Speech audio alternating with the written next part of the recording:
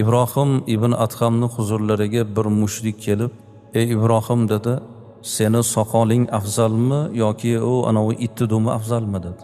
Haqorat gapda, to'g'rimi? Ulug'larning javobi ham ulug' bo'ladi, o'zini bosadi. Aytdilarki, agar meni soqolim jannatga kirsa, meni soqolim afzal. Agar meni soqolim jannatga kirmasa, meni soqolimdan o'sha itti dumi afzal. U do'zaxga kirmaydi-da. Uyiga bordi haligi odam. O'ylandi.